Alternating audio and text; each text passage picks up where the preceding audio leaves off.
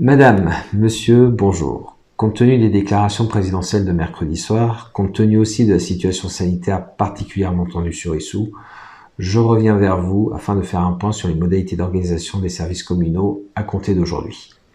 Tout d'abord, je souhaite vous informer sur la situation très particulière de la commune. Ainsi, sachez que si le taux d'incidence moyen sur le département est de 570 pour 100 000, ce taux est déjà un des plus élevés de France, il atteint le double, plus de 1000 pour 100 000 sur Issou, ce qui représente environ 40 voire une cinquantaine de cas positifs. C'est cette situation particulière qui nous a conduit la semaine dernière à fermer les écoles, les installations sportives, le parc et à restreindre l'accès physique aux bâtiments municipaux. Nous le savons, malheureusement, certains, se croyant sans doute invulnérables, organisent à l'extérieur de grands rassemblements de plusieurs dizaines de personnes et sans porter de masque.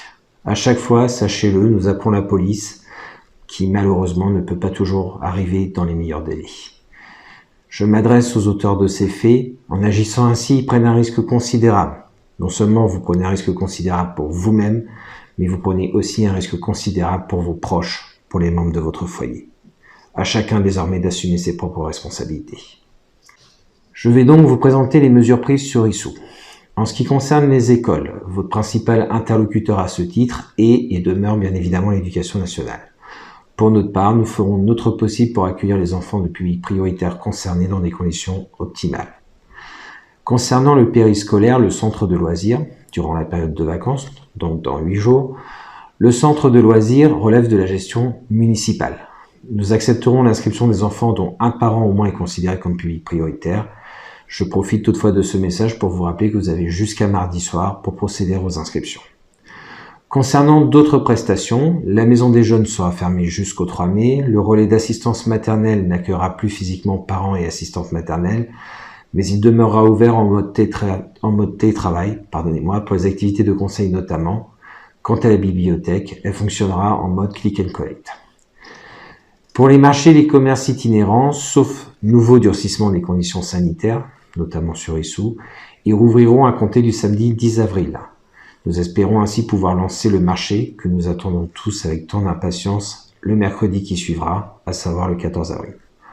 Enfin, compte tenu de la situation spécifique sur notre commune et pour limiter les rassemblements, nous avons choisi une semaine encore de fermer le parc et les installations sportives intérieures comme extérieures, donc jusqu'au vendredi 9 avril inclus. Nous espérons pouvoir ouvrir ces installations sportives extérieures à compter du samedi 10 avril. Pour rappel, concernant les sports collectifs, cette réouverture ne vaudra que pour les mineurs. Là, ce sont des mesures nationales. Ces mesures sont difficiles à vivre, j'en suis pleinement conscient, mais notre commune connaît une situation sanitaire particulièrement dégradée, encore plus qu'au niveau national, et il nous faut faire face. Faire face, cela signifie assumer la prise de telles mesures, forcément impopulaires, forcément difficiles à vivre, mais aussi tout faire pour actionner le levier préventif. C'est la raison pour laquelle, en lien avec l'Agence régionale de santé, un dépistage massif sera organisé en fin de semaine prochaine, dès jeudi, sur le complexe sportif.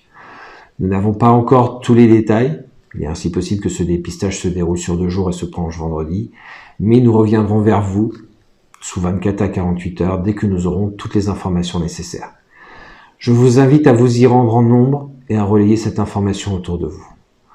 Pour conclure, je sais que l'immense majorité d'entre vous est consciente de l'importance de l'enjeu sanitaire. Ensemble, continuons à nous serrer les coudes, continuons à rester solidaires et nous pourrons au plus vite retrouver une vie un peu plus normale. Merci de m'avoir écouté et profitez bien de ce long week-end de 3 jours.